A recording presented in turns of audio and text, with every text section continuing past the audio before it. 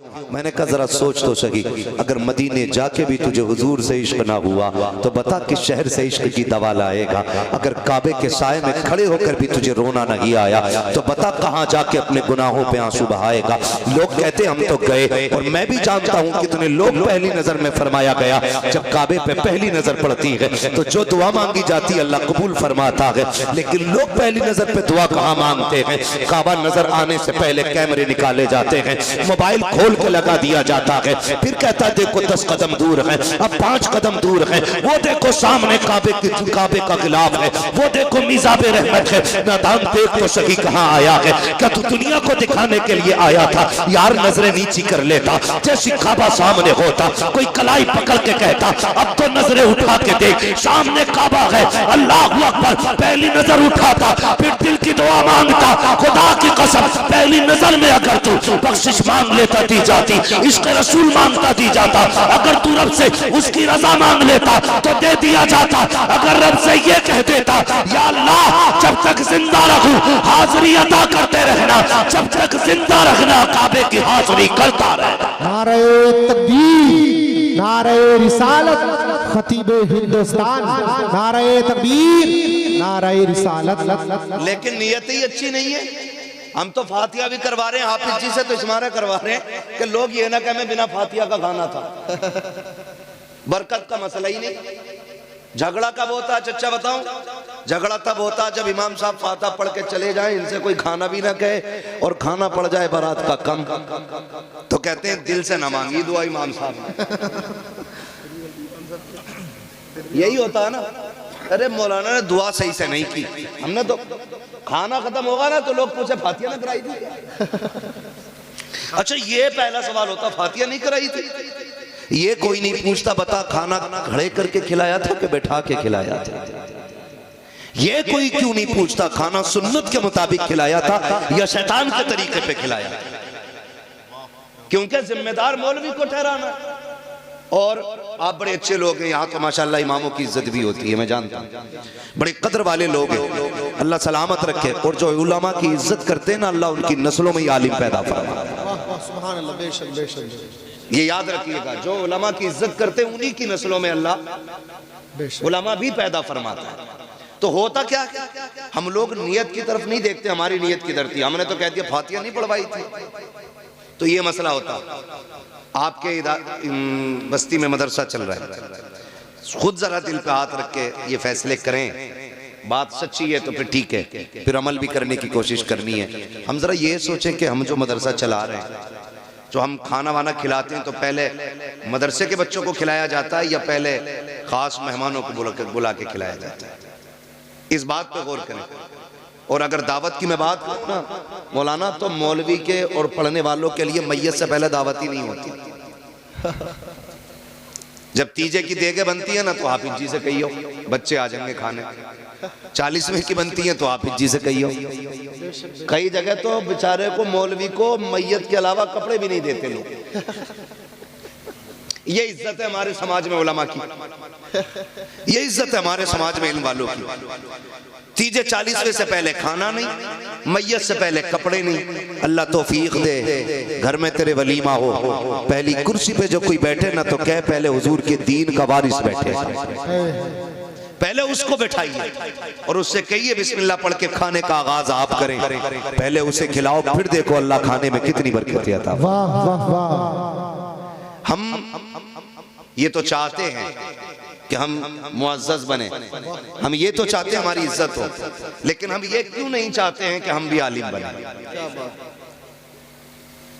मुझे सबसे बड़ी खुशी इस बात की हुई कि आज जो बच्चा फारिग हो रहा है ना वो आपकी बस्ती का है, वरना अक्सर गांव में मदरसा चलाते हैं, गांव वाले फारिग होते बाहर के। चिड़ नहीं है इस बात से, अच्छी बात है, दूर दूर के आके इल्म सीखे, लेकिन बड़ी बात यह है कि चिराग के नीचे अंधेरा नहीं रहना चाहिए।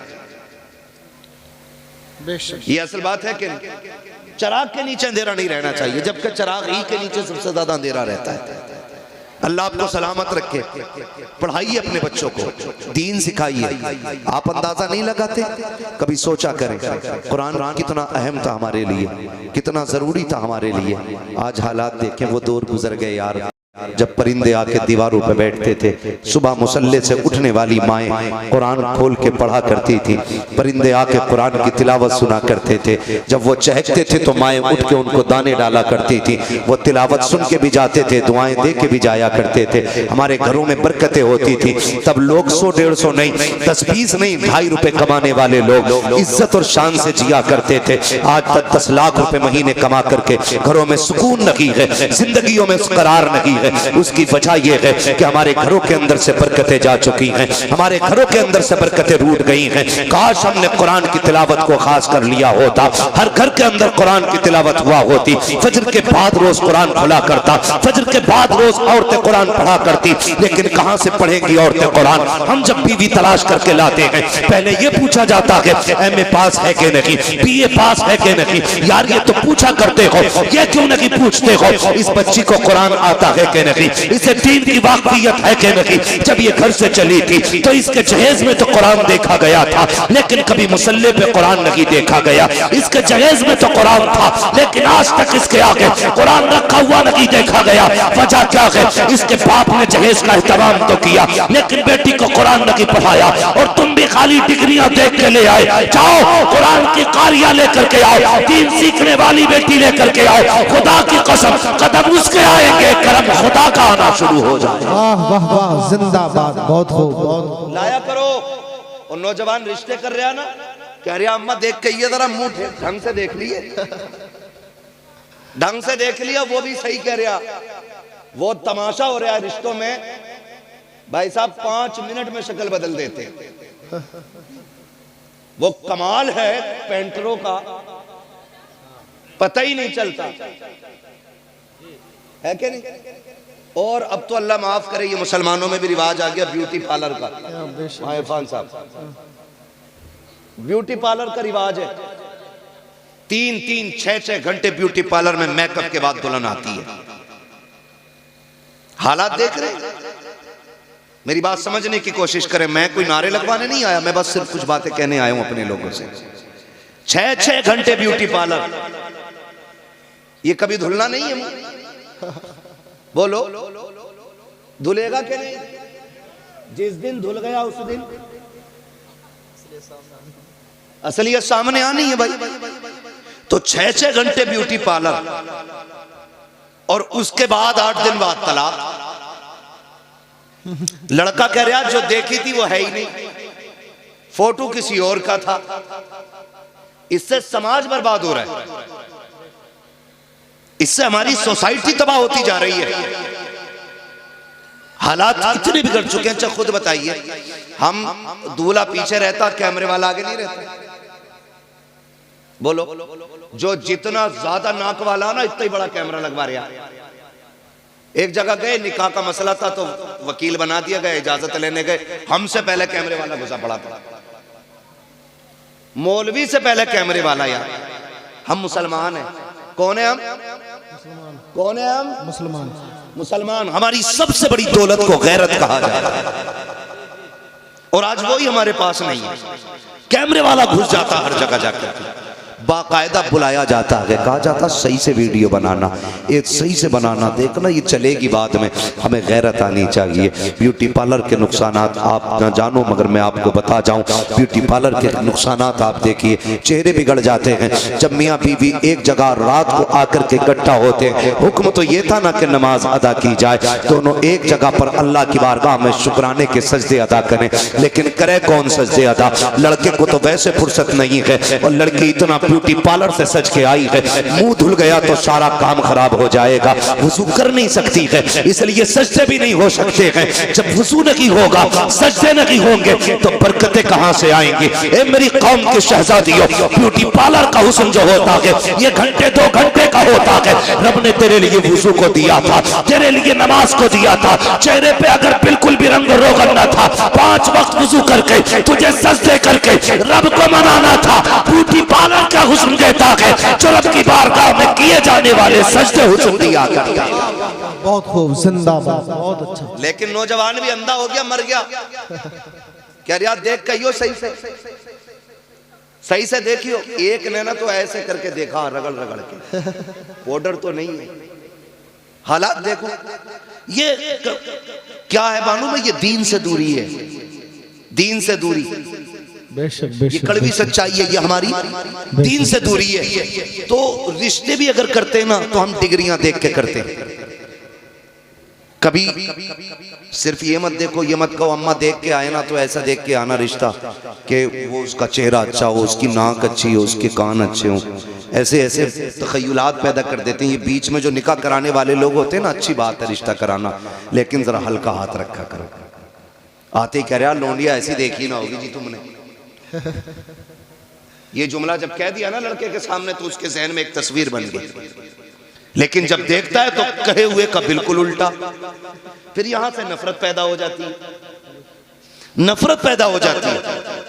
तो ये बीच वाले लड़की ऐसी है कि देखी नहीं होगी, और लड़के की बात आवे तो लड़का 90,000 कमा रहा। अभी उसके अब्बा ने बताया कि इसी महीने डाले लखनऊ से कितने 90,000, और 3 महीने शादी को नहीं होते लड़के का अब्बा मीटिंग लेके बैठ जा, समझाओ ये 2 रुपए नहीं कमा रहा। भाई ये शादी से पहले तो 90,000 कमा रहा था। तो मसला क्या होता? धोखा, फंसाना किसी को। भाई जो रिश्ता कराने वाले लोगों कितना मिल जाएगा? 500 रुपए और एक जोड़ा। गलत बोलोगे तो पूरी जिंदगी लानतें और मिलेंगे। और उधर से आके कह रहा 90,000 कमा रहा, तुम क्या दोगे? तो बाप होता, कहता यार चलो ठीक है 90 कमा रहा है तो हम भी 10 लाख दे देंगे। कहा ना जी 10 में बात ना चलेगी, उसका रिश्ता फला जगह से आ रहा है, 12 तो वही देने कह रहा है, तुम 15 दो। तो 15 कह करके तय कराया जाता है। और जब शादियां होती हैं, राज खुल के आते हैं, लड़की के बाप को पता चलता है ये तो निकम्मा निकला, फिर वो 15 में से 10 काट के 5 देता है। फिर जब लड़की ससुराल आया करती है, फिर जो तमाशे होते हैं, लड़का वाला कहता है लड़की से, उसका शौहर कहता तेरे बाप ने 15 का वादा किया था, 5 दे करके धोखा किया है। लड़की कहती है तू भी कोई दूध का धुला नहीं है, तेरे बाप ने भी 90 बताए थे। जब से मैं घर में आई हूँ 1 रुपया कमा के नहीं लाया है। गैरत आनी चाहिए। क्या नतीजा निकालोगे इससे? अगर माशरे को सुखी रखना चाहते हो, झूठ ना बोला करो, सच बोला करो। और ये कभी तलाश न करना 90,000 कमाने वाला हो, 1 लाख कमाने वाला हो। लड़का ऐसा तलाश करो कि भले 100 रुपए कमा के लाए, हलाल के लेके आए, किसी का हक मार के न लाए, किसी का दिल दुखा के न लाए। अल्लाह ऐसा कादिर मुतलक है, अगर हलाल कमाने वाला होगा अल्लाह 100 में भी 1 लाख की बरकतें अता फरमा दे। वाह वाह वाह, जिंदाबाद, बहुत खूब। मतलब नहीं है डाकू हो चाहे मगर 1 लाख ला रहा हो। हाँ, मगर अल्लाह भी ऐसा कादिर मुतलक है, लाओ कौन सा डाकू लाओगे निकाल के बड़ा बनेगा। 1 थोड़ा कमर में निकाल देता है, 1 थोड़ा जमीन बिकवा देता है, 1 थोड़ा सा जमीन बिकवा देता है। वरना तुम नहीं जानते, बुरा ना मानना। अमीर अक्सर कैसे जाते? Brain tumour, brain haemorrhage, cancer, फालिज। गरीब बुखार आया निकल ली, सिरसाम हुई निकल ली। ये सस्ते निबट जाते हैं। खुदारा रब से रिज़्क़ हलाल मांगो। और दुल्हन देखो तो पढ़ी लिखी, दीनदार, और दामाद देखो तो वो भी दीनदार। अब तो लोग ना बुंदे वाला दामाद ज्यादा पसंद करते हैं। हाँ, बुंदे वाला दामाद। क्यों भाई ये ज्यादा काबिल है क्या? क्या मसला बुंदे वाले का? दाढ़ी में कट निकले हुए। हाँ, अब कट तो हजरत अल्लाह माफ करे, एक तो बिच कपड़ा बनवाए गिर जाता सर। बिस कपड़े हैं बहुत सारों में, पीछे से बिच कपड़ा पूछ उसकी। यहाँ दूर से देखने में लग रहा कोई जानवर बैठा है इसके सर पे, और बड़ा अच्छा मुस्कुराता हुआ रहा। मैंने शर्म करिया। और दाढ़ी में एक ने ऐसे कट मारा जैसे इसके टांके भरे हुए, जैसे पुरानी चोट होती है ना, तो कभी कभी पुराने निशानात चोट के ऐसे होते हैं कि बाल ही नहीं जमते, ऐसा मारा कट दाढ़ी में। मैंने कहा एक्सीडेंट हुआ होगा, यहाँ से फट गया होगा। करीब से देखा तो मुड़े हुए थे बाल। हालात दमाद किसका? बब्बन का, छन का, जुम्मन का।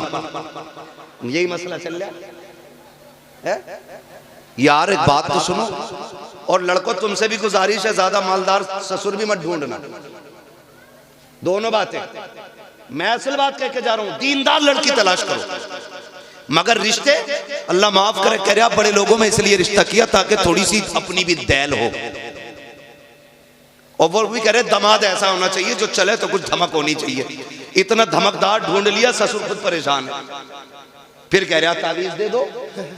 उसकी दमक से ससुर परेशान। का ऐसा दामाद चाहिए जिसके सामने कोई ना टिके। अब ससुर भी सामने टिकने तैयार नहीं, बीवी भी सामने टिकने तैयार नहीं, मारा फिर रहा तावीज़ों के लिए। क्यों लगा रखे हो ये चक्कर? तुमने एक फैसला गलत किया है। दीनदार तलाश करना था घराना, अल्लाह रसूल से प्यार करने वाला ढूंढना था दामाद। तुम्हें ऐसा दामाद ढूंढना था जो 5 वक्त का नमाजी हो, इसलिए कि जो अल्लाह का हक अदा कर सकता है वो तेरी बेटी का भी हक अदा कर सकता है, और जो रब से नहीं डर सकता वो अपने ससुर से कैसे डर सकता है?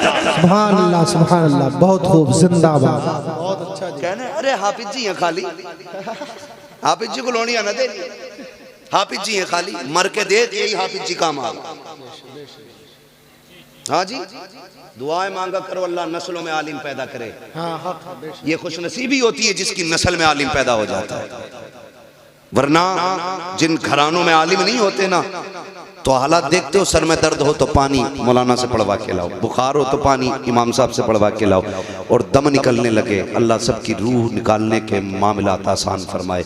इतना मुश्किल होता वहाँ मुनाजिर साहब, इतना मुश्किल होता है कि जब रूह निकलना शुरू होती है ना तो टखनों में अटकती है, घुटनों में अटकती है, कमर में जाकर रुक जाती है, फिर सीने पे आके जब रूह अटकती है तो बड़ा मुश्किल मंजिल होता है। मुश्किल मंजर होता है जब रूह सीने में आके अटक जाती है, जब गले पे जाके रूह का काम रुकता है ना। खुदा की कसम मैंने लोगों को जमीन से तड़प में उठते हुए देखा है, तड़पते हुए देखा, फिर कहते हैं लाओ कोई गिलास उठाओ, मौलाना से पानी पढ़वाओ। बच्चा गली गली घूम रहा है लेकिन कोई पढ़ने वाला नहीं मिल रहा है, कोई मिल भी गया का जल्दी पढ़ दो, अब्बा का इंतकाल होने वाला है, रूह नहीं निकल रही है, पानी पढ़ दिया गया, बच्चा लेकर के आ गया लेकिन पानी हलक के अंदर गया ना गया, बड़ा मुश्किल मंजिल होता है। क्या कि अच्छा हो कि तेरा बेटा अगर कुरान का कारी हो, आलिम दीन हो, रूह निकलने का काम शुरू हो, इधर ये कुरान पढ़ना शुरू कर दे। खुदा की कसम जहाँ जहाँ रुकने का मंजर रूह का आएगा, जो मकाम रूह के ठहरने के हैं, जब उन पे पहुंचेगी और तेरा बेटा यासीन की तिलावत करता होगा,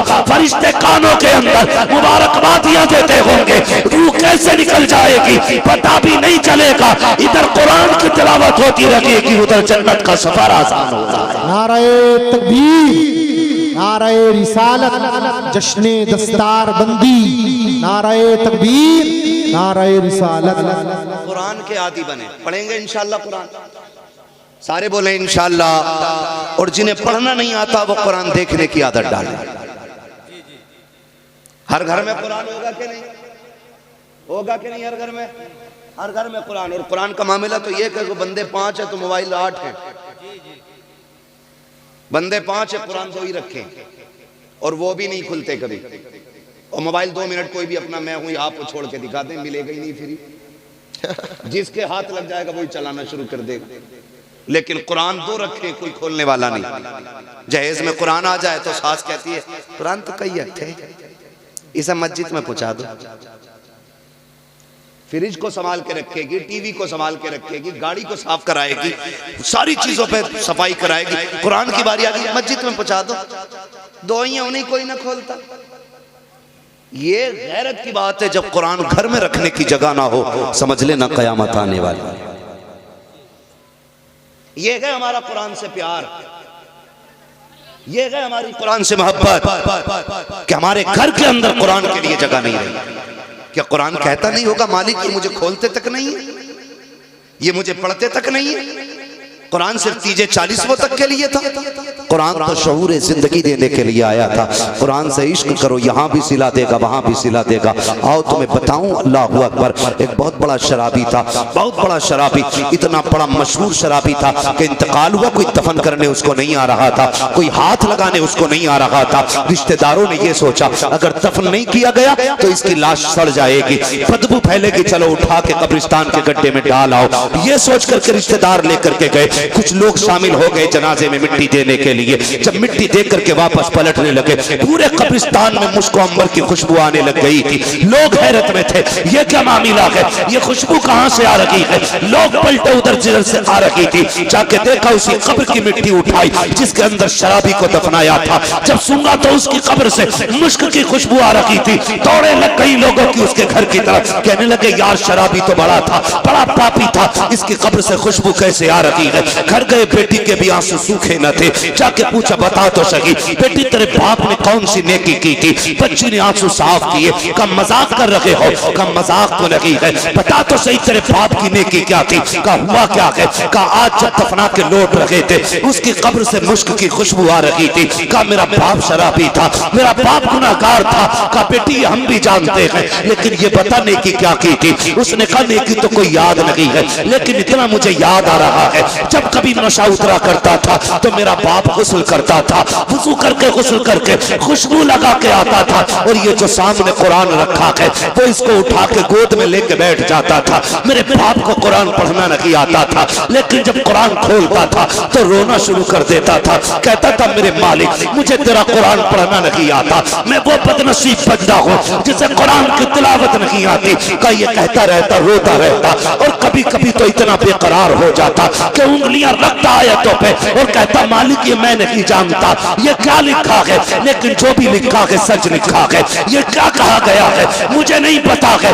लेकिन जो भी तूने कहा है सच कहा है। का इतना मुझे याद है लोगों की चीखें निकल गई, कहने लगे वाह रे मालिक, अगर कुरान से प्यार करने वाला तेरा इतना प्यारा हो सकता है तो कुरान पढ़ने वाला तेरा कितना प्यारा हो सकता है। नारे तकबीर, नारे रिसालत, अजमत कुरान, नारे तकबीर, नारे रिसालत। भाई कम से कम अगर कुरान पढ़ना नहीं आता तो कुरान को देख के चूम लिया करो, चूम लिया करो, उसकी ज़ियारत किया करो, उसे सीने से लगाया करो। तुम कुरान को अपना दोस्त बना लो, कब्र और हश्र में कुरान तुम्हें अपना दोस्त बनाएगा। सारी जन्नत में जाना चाहते हैं ना, मैं हाथ नहीं उठवाऊंगा क्योंकि हर मोमिन की ख्वाहिश जन्नत है। और मेरे हुजूर ने फरमाया था जब भी हाथ उठा करें तो अल्लाह से जन्नत मांग लिया करो, ये जन्नत मांग लिया करो। तो हर बंदे की ख्वाहिश जन्नत में जाना है। सबसे सच्चे साथी को कुरान कहा जाता है, और यही हम नहीं पढ़ते है। जिसे देखो चौराहे पे इतनी लंबी जीभ निकाल के बातें करता, और कई बार तो कई जगह ऐसा हुआ, एक जगह जाना हुआ, पता चला हो कि मुक्तदी तो इमाम साहब के फोटो खींच ले करे सजदे में, कि देखो जी पैर हिल गया था तुम्हारा, है कम थोड़े ही है फोटो खींच के अंदर दिखा रहे तो कोई यकीन ना तो तुम्हें देखो, अरे यार तू सजदा कर रहा था कि फोटो खींच रहा था। अपने अपने अमल के बारे में सोचे, अपने अमल के बारे में हर बंदा ये सोचे यार मेरे अमल बेहतर होने चाहिए। हर शख्स की ये ख्वाहिश होनी चाहिए मेरा अमल बेहतर होना चाहिए। कोशिश ये किया करो क़यामत के दिन मैं बख्शा जाऊं, मेरा काम बन जाए। लेकिन मसला ये नहीं है, हमने जो जिंदगी समझी है ना, हम तो ये सोचते हैं जिसके पास गाड़ी है, बंगला है, वही कामयाब है। नहीं, जिसके सीने में कुरान की मोहब्बत है वो बड़ा कामयाब है, बड़ा कामयाब है। फरमाया गया जब हाफिज कुरान का जनाजा उठता है ना, अल्लाह हुक्म देता कब्र को, खबरदार मेरे कुरान का हाफिज आ रहा है, एक बाल को भी हाथ ना लगा देना। जमीन वादा करती है मालिक मुझे तेरी इज्जत की कसम, जैसा मेरे सीने में आएगा वैसे ही क़यामत के दिन पेश कर दूंगा। ये इज्जतें किसे मिल रही हैं? कुरान वालों। लेकिन कुरान भी आसानी से नहीं आता, बड़ी मेहनत होती है कुरान पढ़ने पढ़ाने की। हम लोग तो ये सोचते हैं ना 100 रुपए दे दिए और काम हो गया हाफिज जी का। ये मदरसा चलाने वालों से पूछो कितनी मेहनत से मदरसा चलता है। खुदा की कसम मदरसे के मुतवल्ली को, सेक्रेटरी को अपने बच्चों की इतनी फिक्र नहीं होती है जितनी मदरसे की फिक्र होती है। ये यकीन कर लीजिएगा आप मेरी बात का, इतनी फिक्र नहीं होती अपने बच्चों की जितनी मदरसों के बच्चों की फिक्र होती है। तनख्वाह की फिक्र होती है, महीने के खर्च की फिक्र होती है, लेकिन कुछ लोगों को यही फिक्र रहती है इसे फंसावे कैसे। हाँ? ये भी एक फिक्र रहती है इन्हें फंसाया कैसे जाए, ये सबसे बड़ी फिक्र लगी रहती है। और हिसाब लगा रहे, हाँ निशान मार के कहेगा कैसा प्लास्टर कराया ये, कैसा प्लास्टर कराया है, छुट रहा सस्ता वाला करा दिया होगा। मगर हालात हमारे क्या, हमारे घर की एक लाइट फ्यूज हो जाए ना तो 1 घंटे के अंदर मिस्त्री आएगा और ठीक करके जाएगा। मस्जिद मदरसों की लाइटें बंद हुए महीने बीत जाते हैं, कोई देखने नहीं आता। ये कड़वी सच्चाई है, महीने बीत जाते हैं कोई देखने नहीं आता। मैं तो सलाम करूंगा उस बाप को जिसने बेटे को कुरान का कारी बनाया है। वो माए मुकद्दर वाली हैं जिन माओं ने अपने बेटों को हाफिज बनाया। वो बहन नसीबों वाली है जिसने ऐसे भाई को रोटी खिलाई कि जिसने कुरान की दौलत अपने सीने में उतारी है। और ये देखना, ये सारे लोग इसके बदले में इंशाअल्लाह जन्नत में जाएंगे।